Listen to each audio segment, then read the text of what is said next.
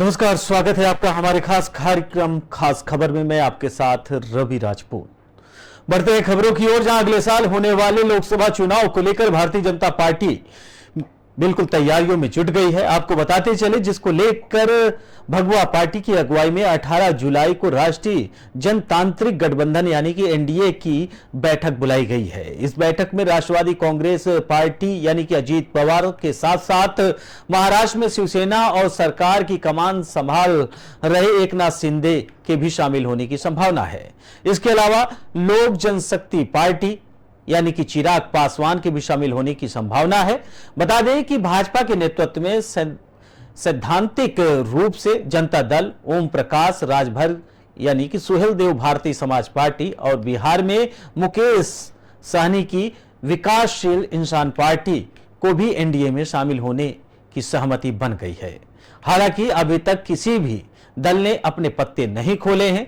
इसके अलावा उपेंद्र कुशवाहा के भी इस बैठक में शामिल होने की संभावना है। वहीं दूसरी ओर अजीत पवार के नेतृत्व वाली एनसीपी की तरफ से राज्यसभा सांसद प्रफुल्ल पटेल इस बैठक में शामिल हो सकते हैं, जहां इससे पहले शरद पवार ने अपनी बेटी सुप्रिया सुले के साथ उन्हें भी एनसीपी का कार्यकारी अध्यक्ष बनाया था। वहीं पहले शिवसेना और अब एनसीपी में टूट के कारण महाराष्ट्र में 48 लोकसभा सीटों पर 2024 के लोकसभा चुनाव में एनडीए की स्थिति मजबूत दिखने लगी है।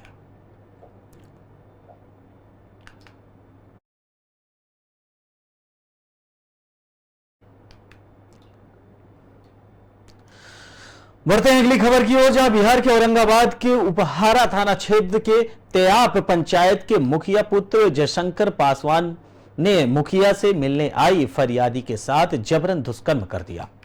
पीड़ित ने बताया कि मैं नल जल की कनेक्शन को लेकर मुखिया संत पिया कुंवर से मिलने गई थी, लेकिन उस समय मुखिया जी नहीं थे, जिसकी जानकारी मुखिया पुत्र ने दिया और बुलाकर हमें बैठने को कहा। बातचीत करने के दौरान काम हो जाने की बात कही गई। इस दौरान उनसे गंदी गंदी बातें हमसे करने लगा, जिसका हमने विरोध किया, लेकिन अकेला पाकर वह मुझसे पकड़ा और जबरन दुष्कर्म कर दिया, जिसकी शिकायत पीड़िता ने अपने गांव में आकर कई लोगों से की, जिसकी सूचना पूरे इलाके में आग की तरह फैल गई। जिसके बाद मुखिया पुत्र ने अपने कई सहयोगियों के साथ पीड़िता के घर आया और केस नहीं करने की धमकी देते हुए गाली गलौज भी किया।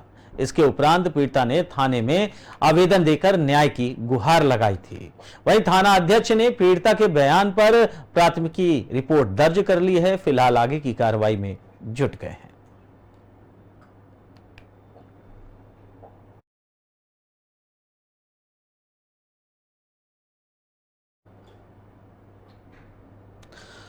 बढ़ते हैं अगली खबर की ओर, जहां बाढ़ अनुमंडल में अब अपराधियों के हौसले उफान पर हैं। दरअसल बीती रात एनटीपीसी पुलिस पर अपराधियों ने गोलीबारी कर गंभीर चुनौती प्रस्तुत की। बताया जाता है कि दो पक्षों के बीच उत्पन्न विवाद की सूचना पर पहुंची पुलिस टीम पर एक पक्ष ने फायरिंग कर दी।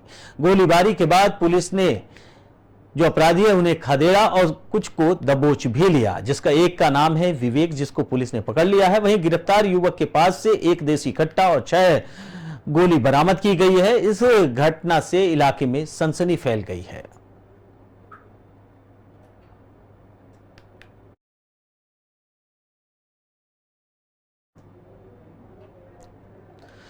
बढ़ते हैं अगली खबर की ओर, जहां नवादा जिले के पकरी वर्मा प्रखंड के ग्राम मऊ थाना क्षेत्र के धमाल बाजार में भाई ने भाई को चाकू गूंथकर हत्या कर दी।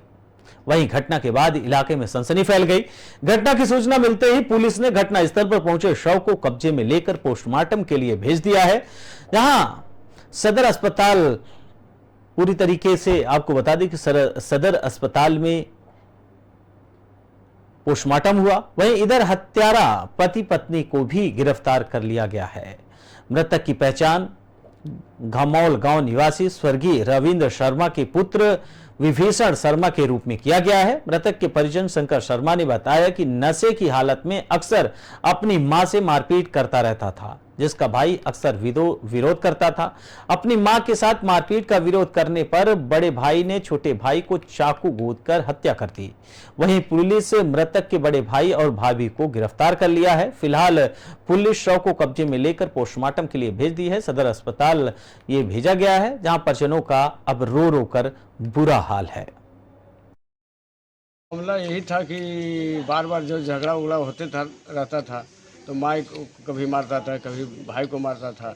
तो वही बचाने के चक्कर में जो है इस तरीका का घटना किया। क्या किया? चाकू को गोद करके जहाँ तहाँ जो है सो 15, 16, 17 जगह जो है सो गोथा, और उसके बाद ऐसा बुरी हालत से मारा कि जो कि 2 नस कट गया। जो कि हम लोग कौन मारा है? वो उसका बड़ा भाई मारा है। मामला यही था कि बार बार जो झगड़ा उगड़ा रहता था तो माँ को कभी मारता था, कभी भाई को मारता था। तो वही बचाने के चक्कर में जो है इस तरीका का घटना किया। क्या किया? चाकू को गोद करके जहाँ तहाँ जो है सो 15, 16, 17 जगह जो है सो गोथा। बढ़ते हैं अगली खबर की ओर, जहां श्रावणी मेला बासुकीनाथ में संचालित पेड़ा दुकानों में फूड इंस्पेक्टर ने अभियान चलाया है। वहीं 200 किलो केमिकल युक्त पेड़ा जब्त कर श्रावण मेला को लेकर दुमका प्रशासन ने पहले ही दुकानदारों को खाने पीने की सामग्रियों में मिलावट नहीं करने के निर्देश दिए थे। वहीं आपको बता दें, श्रद्धालुओं को शुद्ध प्रसाद उपलब्ध कराने के ये निर्देश थे, लेकिन अचानक प्रशासन के दबिश देने के बाद केमिकल युक्त सामान मिला। लेकिन इसके बावजूद दुकानदार अब बाज नहीं आ रहे हैं और बाबा के प्रसाद पेड़ा में जमकर मिलावट कर रहे हैं। इसका खुलासा फूड इंस्पेक्टर की जांच में हुआ है। वहीं दुमका में आपको बता दें कि श्रावण मेला बासुकीनाथ में संचालित पेड़ा दुकानों में फूड इंस्पेक्टर ने अभियान चलाया, जिसके उपरांत ये सफलता हाथ लगी है। यहाँ पे हमें सूचना मिली थी कि कुछ नकली खोआ का यहाँ से नकली खोआ को यूज़ करके पेड़ा बनाया जा रहा है, जो कि श्रद्धालुओं को बेचा जा रहा है। उस पर मैं और मेरी टीम ने रेड किया, जिसमें खास हो जबकारी साहिबगंज भी हमारे साथ थे। हम लोगों ने करीब 200 नकली खोआ से बना हुआ पेड़ा जब्त किया है। ऑन द स्पॉट हम लोगों ने टेस्ट किया, जिसमें कि स्टार्च पाया गया और भी मिलावट है, ऑयल भी है जो कि मिलावट है उसको किया गया है। तो इसको देखते हुए हम लोगों ने करीब 200 केजी जो जब्त किया था खोआ से नष्ट करा दिया है। बढ़ते हैं अगली खबर की ओर, जहां यूपी के अमरोहा में एक तेज रफ्तार का कार देखने के लिए मिला। आपको बताते चले कि तेज रफ्तार कारों में हुई आमने सामने की भिड़त, जिसमें एक कार में 2 बच्चे गंभीर रूप से घायल हो गए हैं। वहीं घायलों को निजी अस्पताल में भर्ती कराया गया है, जहां उनका इलाज चल रहा है। आपको बता दें कि अचानक 2 कार आमने सामने से भिड़ गई, जिसमें 2 बच्चे सवार थे। फिलहाल वो सुरक्षित हैं, लेकिन घायल होने के कारण उन्हें अस्पताल में भर्ती कराया गया है।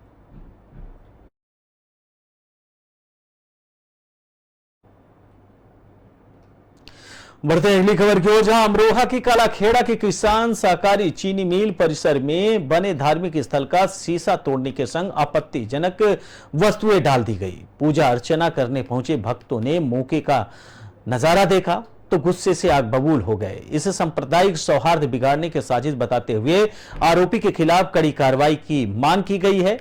वहीं सीओ और एसडीएम मौके पर जांच पड़ताल में लग गए हैं। सीसीटीवी कैमरे खंगाले जा रहे हैं। चीनी मिल में वेल्डर का कार्य करने वाले कर्मचारी सुनील कुमार शनिवार सुबह पूजा अर्चना करने गन्ना चेन के नजदीकी स्थित धार्मिक स्थल पहुंचे तो यहां भगवान विश्वकर्मा की मूर्ति आगे खून के छींटे पड़े हुए थे। मजार पर चढ़ाई जाने वाली चादर भी रखी हुई थी। मूर्ति के गले में डली हुई फलों की माला तोड़कर फेंक दी गई थी। वहीं धर्म विशेष के संबंधित सामग्री भी यहां पड़ी हुई थी। खबर लगते ही चीनी मिल के परिसर में रहने वाले कर्मचारी मौके पर पहुंच गए और इसे सांप्रदायिक सौहार्द बिगाड़ने की एक साजिश बताया गया। तो क्या नाम है भैया आपका? मेरा नाम कपिल कुमार है, मैं यहाँ मिल में कर्मचारी हूँ। हम सुबह आए तो हमने मंदिर का पूजा करने जाते हैं रोज, तो हमने देखा कि वहाँ हरी चद्दर पड़ी है, ताश पड़े हैं, खून के डब्बे और जो है मूर्ति बिखरी पड़ी है, माला इधर उधर पड़ी है। हमने आके शीशा भी तोड़ा, मंदिर का शीशा तोड़ा गया, आप देख सकते हैं। और जो है यहाँ शहर कर्मचारियों में रोष है। यहाँ दोनों कमेटी के आदमी काम करते हैं, फिर भी हम किसी से छेड़छाड़ नहीं करते, फिर भी हमारे धर्म से छेड़छाड़ की जाती है और इसमें सोची समझी साजिश है और जिसे पागल बताया गया ये कराया जा रहा है कि ये ऐसा करा गया वैसा करा गया, उसे हमारे सामने लाया जाए, इस पर कार्रवाई हो। बढ़ते हैं अगली खबर की ओर, जहां उत्तर प्रदेश के जनपद अमरोहा से है खबर, जहां अमरोहा के सौंदन गली थाना क्षेत्र पर दबंग युवक ने क्षेत्र में अपना खौफ फैलाने के लिए एक युवक को दिन दहाड़े डंडे से जमकर पिटाई की। वहीं हाथ जोड़कर लगातार अपनी जान की भीख मांगता रहा युवक, लेकिन दबंग का दिल बिल्कुल भी नहीं पसीजा। लगातार डंडे से तब तक ताबड़तोड़ वार करता रहा जब तक युवक बिल्कुल अधमरा नहीं हो गया। वही अधमरे युवक के होने के बाद दबंग युवक मौके से फरार हो गया।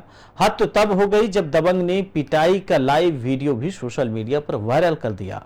आरोपी है कि पीड़ित जब पुलिस ने शिकायत करने गया तो दबंग युवक के रसूख के चलते पुलिस ने भी कोई कार्रवाई नहीं की, जिससे दबंग युवक के हौसले और बुलंद हो गए। फिलहाल पीड़ित निजी अस्पताल में भर्ती है।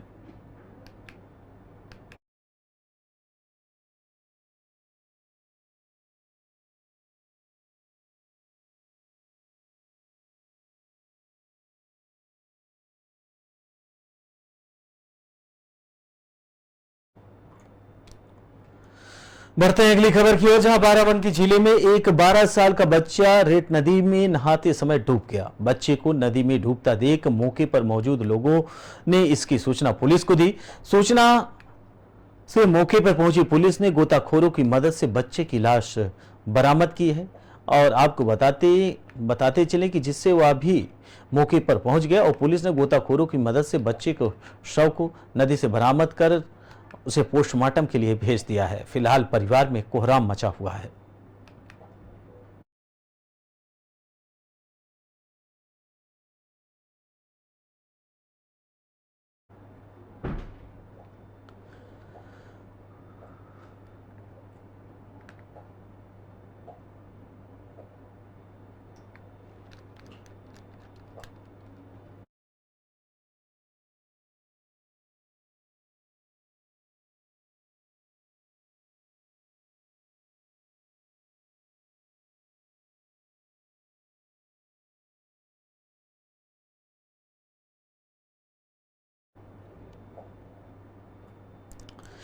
बढ़ते हैं अगली खबर की ओर, जहां एसडीएम ज्योति मौर्य केस के बाद कन्नौज पति ने पत्नी को पढ़ाने से इनकार कर दिया। परेशान पत्नी ने स्वतंत्र प्रभार मंत्री आसिम अरोड़ के से जनता दरबार में मंत्री से गुहार लगाने पहुंची। पत्नी का आरोप है कि पढ़ाई की जिद पर पति ने मना कर दिया है और उसे जूती बनाकर रखने के लिए बोला है। वहीं ज्योति मौर्य बीएड की पढ़ाई के एग्जाम की तैयारी कर रही थी। विवाहिता महीने पहले ही विवाहिता की शादी हुई थी। अब पति ने उसे पढ़ाने से इनकार कर दिया है। फिलहाल ये पूरा मामला बेहद ही गंभीर है। वो पढ़ाई के लिए मना कर रहे हैं। क्या काहे की पढ़ाई कर रही हैं आप? हम वो बीएड की पढ़ाई कर रहे थे, बीएससी फाइनल हो गया है, बीएड कर रहे थे। बीएड के एग्जाम जैसे आए वैसे उन्होंने उसी दिन मारपीट की मेरे साथ में। क्या करना चाह रही थी आप? हम ये बीएड का एग्जाम था ना मेरा, तो पेपर देने के लिए उन्होंने जिस दिन प्रवेश पत्र लेने आ रहे थे, एडमिट कार्ड, तो उन्हीं ने उसी दिन मारा, फोन छुटा लिया कि इसको अगर फोन इसके पास रहेगा तो मैसेज हो सकता, मैसेज आ सकती है या कहीं से फोन आ सकता है, इसकी जानकारी हो जाएगी तो पेपर देने जाएगी। जज बोलने लगे गलत सलत की हम पढ़ा नहीं पाएंगे, इस पैर की जूती बना के रखेंगे, हम ज्योति मौर्य नहीं बना पाएंगे इसको कि ज्योति मौर्य मेरी मर्जी हम पढ़ाएं। फिलहाल इस बुलेटिन में हमारे साथ इतना ही। बाकी देश दुनिया की तमाम बड़ी खबरों से जुड़ने के लिए देखते रहिए पी न्यूज़। नमस्कार।